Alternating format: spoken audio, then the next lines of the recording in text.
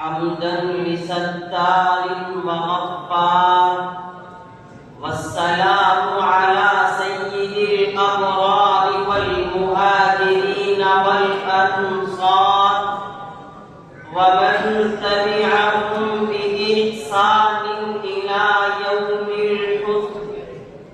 أما بعد فأعوذ بالله من الشيطان الرجيم. بسم الله الرحمن الرحيم.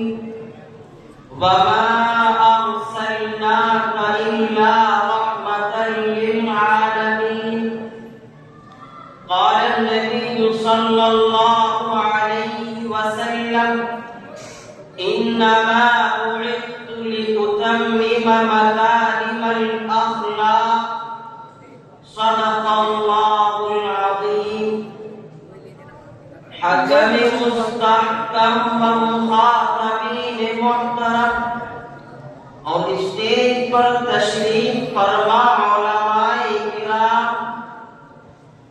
اور گلشن محمودیہ کے اندریوں، آج جو ہستی میرا موضوع سخن ہے وہ کوئی پھول کی کلی نہیں یا کسی گلشن کا اونچا وغلبن نہیں، بلکہ کائنات رنگ بو کا وہ سرمدی باد بہار ہے کہ جس پر کبھی خزاں طاری نہیں ہوئی، جس کی کلیاں صبح وجود سے تا ابد شادابی کی جانے جانی اختیار کر چکی ہے، یعنی میں رحمت للعالمین صلی اللہ علیہ وسلم کی سیرت طیبہ کی معمولی سی جھلک آپ کے سامنے دکھانا چاہتا ہوں.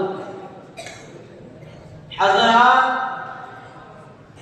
تاریخ کے پڑھنے والوں نے پڑھا ہوگا، نئی اور پرانی داستانوں کے سننے والوں نے سنا ہوگا کہ سابق اور مقدم ذمہ سالار، کہ سابق اور مقدم فرمانروا ایسے ہوتے تھے جو اینٹ کا جواب پتھر سے دیتے تھے، مگر اے تاریخ سن، تجھے تیری صداقت کی قسم، اے انقلاب دورہ تجھے تیرے انصاف کا واسطہ، بتا ان فرمانرواؤں میں کوئی ایسا فرمانروا بھی گزرا ہے کہ جس نے پتھر برسانے والوں کو پھول پیش کیے ہوں، جس نے گالیاں دینے والوں کو دعائیں دی ہوں؟ اے تاریخ تو خاموش کیوں ہے؟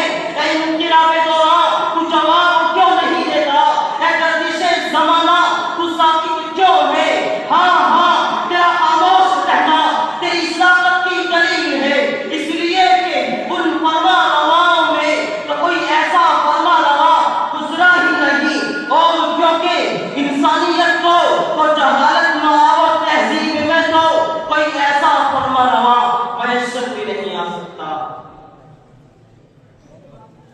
حضرات، جب میرا نبی اللہ کا پیغام لے کر، قرآنی احکام لے کر، اسلام کا پیغام لے کر طائف والوں کے پاس پہنچا تو معلوم ہے کیا ہوا کہ جو امن کا پیکر تھا، جو لوگوں کو ضلالت سے نکالنے آیا تھا، جو نفرتوں کے شعلے بجھا کر محبتوں کے پھول تقسیم کر رہا تھا، جو عداوتوں کو ختم کر کے غربت و بھائی چارگی کے جشن ابال رہا تھا، جب اس شخص کے اوپر پتھر برسائے جا رہے تھے تو اس وقت محبوب کبریا کا یہ عالم دیکھ کر ارض و سما، پہاڑوں پر شجر و حجر سب کانپ اٹھتے ہیں، فرشتے چیخ اٹھتے ہیں اور عرض کرتے ہیں کہ اے رب العالمین، آپ کے محبوب کی یہ حالت ہم سے برداشت نہیں ہوتی. آخر اس خالق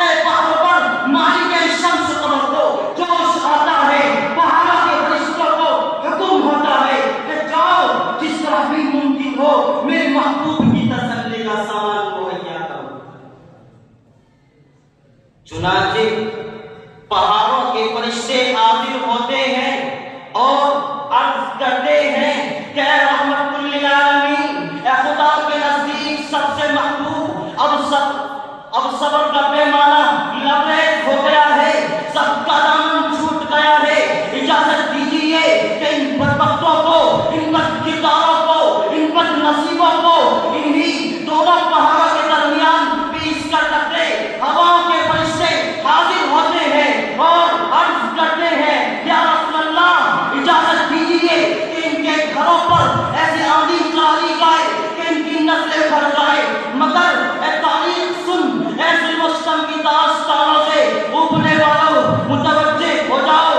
فرشتوں کی بات سن کر آقا رحمت للعالمین کیا ارشاد فرماتے ہیں، وہ آقا نامدار کہ جس کو انتقام لینے کی تمام قوتیں حاصل تھی، جو اینٹ کا جواب پتھر سے دے سکتا تھا، وہ فرشتوں کی بات سن کر ارشاد فرماتا ہے کہ میں اس عالم میں رحمت بن کر کے آیا ہوں، عذاب کی دعا کیوں کر مانگوں؟